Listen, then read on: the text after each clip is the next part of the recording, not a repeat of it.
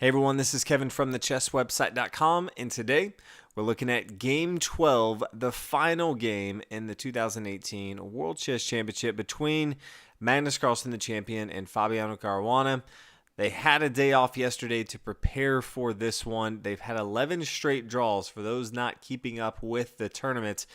Scheduled for 12 games, and the first 11 have all been draws. Fabiano does get the white pieces today. Magnus Carlsen will be defending with the black pieces. Just kind of cool to think about that one of these players can win this game, the final game, and then a walk-off as the world champion. We'll go ahead and get into it with Fabiano, starting as he has the past two times as white, pawn to e4, the Sicilian defense, knight f3, knight c6, and then pawn to d4, and He's chosen this one the past couple times. At the beginning of the tournament, it was the same Sicilian defense, but instead we saw bishop coming here to b5, has opted for the pawn to d4 in the past couple. After the knight takes, the same variations that we have seen. Knight coming up here to b5, critical move in this opening in particular. Pawn to d6, knight up here to d5 after the knight captures, pawn to d5, and then Magnus Carlsen decides to be the first one to deviate from the normal plan that we've seen the past two times. And each time, for those who have been following along, I said, I wonder if Magnus Carlsen is going to play knight to e7. I feel like that's more in line with what he wants to be doing. In those other two games, he played knight to b8. But in this one, he does exactly that. He plays knight to e7. So I was a little excited to see this, how Magnus Carlsen would continue. Pawn to c4. So normally, you're going to, if the knight comes to b8, you're not really threatened, with this pawn here on d5. So you can just push here on a4, give this knight a nice little outpost. But once the knight comes to e7, attacking the pawn, the common move, what Fabiano decides to play is pawn to c4, protecting this pawn. Also does have an outpost. If you want to start pushing on the queen side, he can do that as well. Magnus Carlsen continues his line of going against the normal moves. He plays knight to g6. Much more common would be knight down here to f5. Both these players, though, they're going extremely fast. If you're watching it, you knew that the moves were around 7 to 8 seconds each. So this was definitely in his preparation. Queen to a4. This is just opening up the opportunity for a discovered attack. Knight to c7 is the threat. There's only one real option that black has here. It's bishop to d7. You don't want to play anything else. Yes, you still have to worry about the knight coming up here to c7 at some point, but this does block a lot of the threats that you have. You can see how different it is if you try to block this with queen to d7. When the knight comes up here, the queen can't take, where if the bishop's here, the queen can take. And then you could say, okay, king to d8. One, the king can't castle anymore. The queen can now capture after the bishop takes. Then the knight's going to take here on a8. This is going to be extremely bad. So definitely need to play bishop to d7 to attack the queen if the knight moves, as well as keep the queen here on d8 to defend this square here on c7. The queen comes here to b4, does want to be prepared. Something like bishop to e2 is not going to work because pawn to a6. This is going to force the knight to move, and then the queen is going to be a sitting target for the bishop on d7, just eyeing down that queen. So does need to move the queen, Fabiano, and so he decides to go with queen to b4. Bishop down here to f5. And then pawn h4. So Fabiano deciding to push on the king side of the board with two active minor pieces. Does not look like, especially anytime soon, Fabiano is going to be castling on the king side. Magnus Carlsen doesn't want Fabiano to push up too much. Pawn to h5 already gets somewhat uncomfortable for Magnus Carlsen, so he responds with his own pawn here to h5. Now white plays queen to a4. Seems like it's a filler move. Fabiano has to know Magnus Carlsen only has one move, and that's bishop back here to d7. We've already seen this already. Black's not going to try to be cute. Yes, the queen here on d8 and the knight on g6 are attacking the pawn, but you don't want to take the pawn on h4 because you're not worried about knight to c7. That's still a real threat, but the real threat now is knight takes on d6. This is a double check. Anytime two pieces are attacking the king is forced to move. No other option. So let's say king to e7. One, that's a very exposed king, but then pawn up here to c5. This is putting a lot of pressure. This now opens up the door for the queen on a4 to attack this knight here on h4. The rook is already attacking it, but this is just supporting the knight here on d6. The queen can now easily get involved into the game. The bishop here on f1 can get involved. A lot of different threats that white has here. It doesn't really matter how black is going to respond. It's all going to be bad. Maybe we see bishop to d7 attacking the queen. The queen comes over here to h4. Maybe pawn f6 to stop that. Knight on b7, taking pawn, attacking the queen right here. The queen could move. Bishop up here to a6. You can just see this is extremely bad. So not something that Magnus Carlsen is going to fall for. He just brings his bishop back to d7. But you can see how many pieces and pawns are open up for both sides to attack, and one simple mistake can lead to a downfall very, very quickly. So queen to b4, bishop back here f5. This is twofold repetition. Then we see bishop to e3, pawn to a6. Says, yeah, I just don't want to worry about this anymore. Let's go ahead and kick this knight back. Knight comes back here to c3. Queen to c7. This is another one of those places you don't want to take with the knight. If the knight takes here on h4, then pawn to c5. This opens up a lot of threats, but maybe now the knight decides to move because we can see the queen and the rook are now eyeing down this knight. So then the knight could come back here to g6. Don't want to lose that one. But then the queen to a4 is tough to deal with. Maybe bishop to d7 as we've seen in the past, but that doesn't work because of pawn to c6. Yes, the pawn could take pawn recapture. You could see here, this is all bad. If the bishop now moves, then pawn up here to c7. This is a discovered attack, also attacking the queen. Queen could come up here to d7, but then bishop to b5, pinning down the queen. Yes, the pawn could take, but the queen could take up here on a8 check. And you can see as the pawn pushes forward, just so many threats on board. The dark square bishop can get involved. Things would go extremely bad if this happens. So in the game, we don't see the knight take on h4. Fabiano is just allowing Magnus Carlsen to do that. He's not going to do that. He plays queen to c7. Fabiano recognizes he doesn't have any strong attacks on the queen side. Instead decides to play pawn to g3, just solidifying his pawn chain on the king side.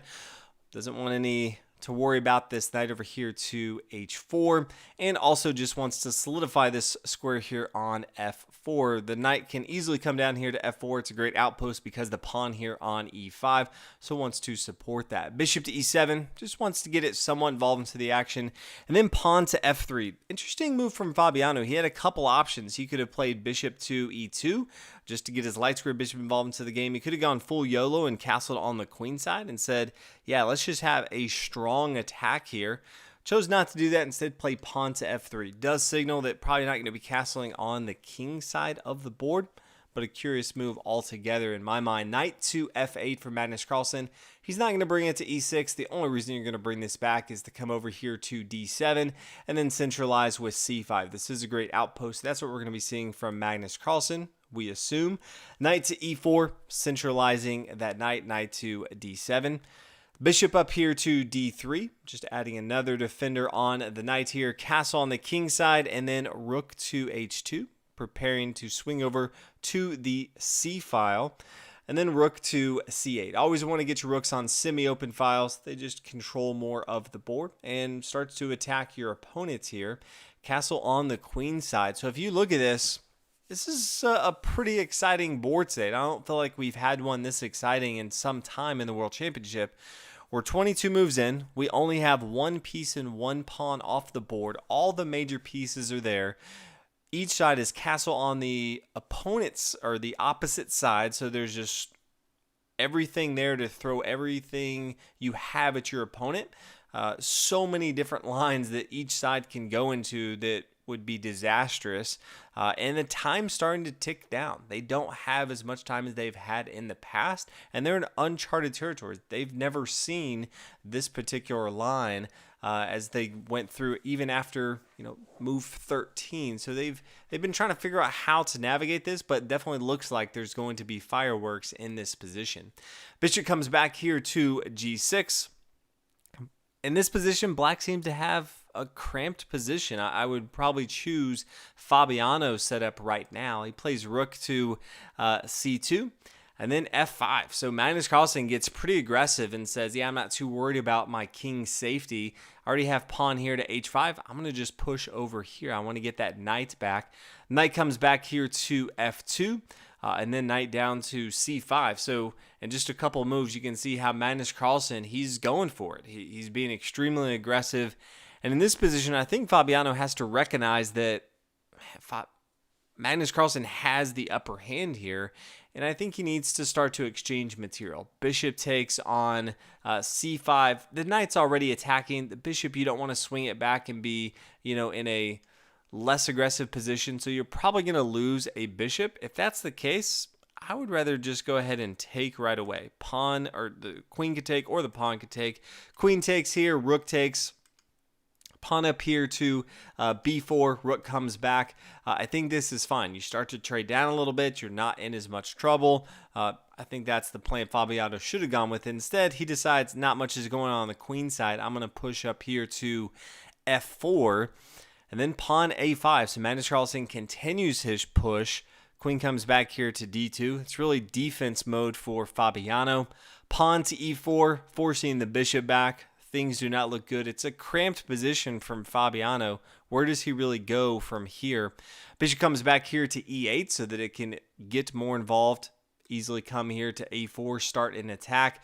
Can push down here to b5. It protects that as well. So a lot of different options from Magnus Carlsen. Plays king over here to b1. Could at some point play pawn to b3, but that's just extending pawns in front of his king. Not something I think he wants to be doing here. Bishop to f6, eyeing down the queen side of the board where the king is at. Rook to e1. Sure. Not doing too much, but there's not many places to go here. Pawn to a4, queen up here to b4, and then pawn g6, rook to d1, just going back and forth. You can see Fabiano's at a loss of what he wants to do. And then Magnus Carlsen plays rook to a8. And in this position, we're 31 moves in. They have 9 moves before they get to the next time bank. And Fabiano only has 9 minutes left. Things are not looking good for Fabiano. So many possibilities for Magnus Carlsen. If anyone is going to win, it clearly looks like Magnus Carlsen is going to be that person. In the 12th game, I feel like this is exactly what Magnus Carlsen is looking for. This is the first game where it felt like Magnus Carlsen had the upper hand as far as preparation in the opening. It was something that Fabiano's been playing the entire tournament. Magnus Carlsen came out of the middle game with a better position. You can see right here, definitely is the aggressor. And as Fabiano's thinking in his 32nd move, Magnus Carlsen reaches his hand out and offers a draw. The most shocking draw I've seen in a very long time. For a second, I thought he was just taunting him, basically saying, I know I'm going to win. I'm going to shake your hand. I know he wouldn't actually do that. I just, when I saw it, it was just caught me by surprise, recognizing that he was, in fact, offering a draw. Just makes no sense at all to me. There's no way Magnus Carlsen is going to lose this game. There's a fire that seems to have left Magnus Carlsen. If this was the first championship when he was playing Vichy Anand back in the day, he would have played this to 160 moves. If he thought he just had the slightest edge, he would try to win. But he decided after 31 moves. Keep in mind, they have to play to 30 moves, so he may have even tried to draw an earlier, but he decided to go for the draw. They asked him afterwards. He said, I just didn't feel it in me. Didn't want to go for the win today, even in the position that he felt like he was a little bit better. Fabiano, on the other hand, he felt like he got off easy here. He did not like his position. He felt, if anything, black was definitely better. He was going to try for a draw. He was very surprised that Magnus Carlsen extended his hand for the draw. So after 12 games, we have 12 draws in a row. So what does that mean? It means we get some bonus chess in 2 days. Tomorrow, we will have the day off, rest day on Tuesday, and then we come back on Wednesday for the tiebreaker, and there will be a champion. So if you're not familiar with how the tiebreaker is going to be set up, they first start off with rapid chess. And what that means is they will play 4 games. We at least get 4 games on Wednesday, no matter what. It's 25 minutes on your clock, and you get 10 seconds added each time you move. They will go back and forth. Magnus Carlsen will start off with the white pieces, and they will each have white twice, and they'll each have the black twice. So after that 4, you get 1 point for winning, half a point for drawing. If there is someone who has more points at the end of those 4 games, they will be the champion. If it's still tied, which who even knows if someone can possibly win in one of these games, then they will go to blitz. Blitz is going to be a series of mini one-on-ones. And what that means is that the time controls, they have 5 minutes. And then for each move, they'll get 3 seconds added on. But they'll play as white, and then they'll play as black. That's a mini series. If there's a win and a draw, whoever got the win, they will be victorious. They'll play 5 of those. So a lot of opportunity for someone to win that, at least one of those mini series. If any of those mini series are won by one person, it's over. They're not going to play all 5 of those. If by chance there's a draw after all of those, then we play Armageddon. I don't think we'll get there, but for those who are not familiar with Armageddon, it works like this. One player playing the white pieces has 5 minutes. The person with the black pieces has 4 minutes. You get no time after each move. After 61 moves, you do start getting 3 seconds every move. But if it's a draw, black is victorious. So there will be a winner. There will be a loser. So that is how Armageddon will work. Again, I don't think we will get there. But that's the tiebreakers on Wednesday. Pretty bummed that Magnus Carlsen did not want to play this one out. But we do have a draw in Game 12. Thank you guys so much for watching all the videos. Excited to see who comes out victorious on Wednesday. But I will see you guys then. Thanks again for watching. Bye.